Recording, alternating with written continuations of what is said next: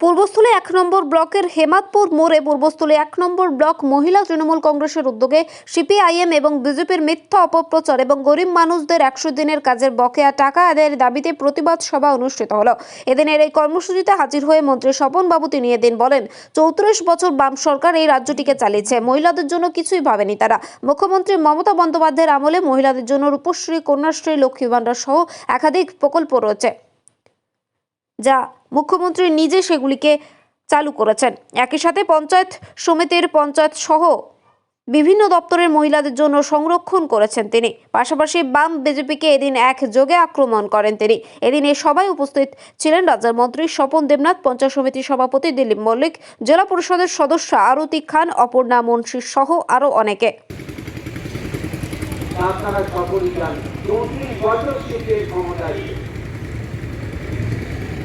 ওরা মহিলা সমিতির নাম করে মিছিল করতো, কিন্তু আপনারা বলুন তো, পঞ্চায়েত নির্বাচনে অর্ধেক মহিলা প্রার্থী হবে, অর্ধেক পুরুষ প্রার্থী হবে, এই আইনটা কে পাস করবে? মমতা বন্দ্যোপাধ্যায়। এটা মহিলাদের অধিকার নয়? যদি কোথাও পঞ্চায়েতে 20টা আসন থাকে, তাতে 10 জন মহিলাকে অবশ্যই রাখতে হবে।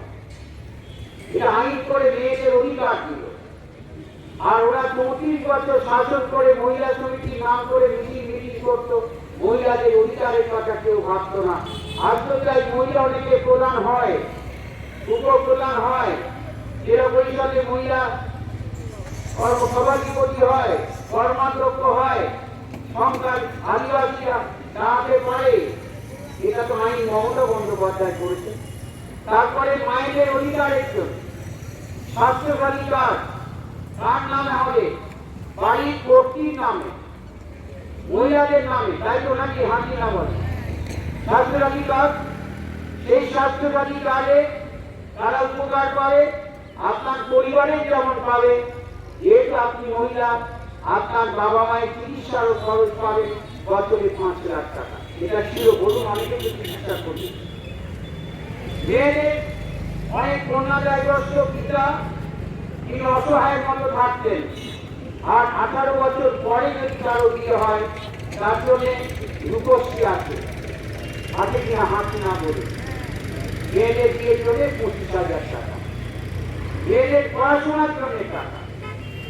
তারপরে সর্বোপরি লক্ষ্মী ভাণ্ডার। মমতা বন্দ্যোপাধ্যায় সংসার চালানোর জন্য জানি, উনি অনুভব করেছিলেন যে মায়েদের একটা নিজস্ব টাকা থাকা দরকার। তার পকেটে যদি 500 টাকা, 1000 টাকা হয়, তাহলে তার নিজের অনেকটা শখ পূরণ করতে পারবে।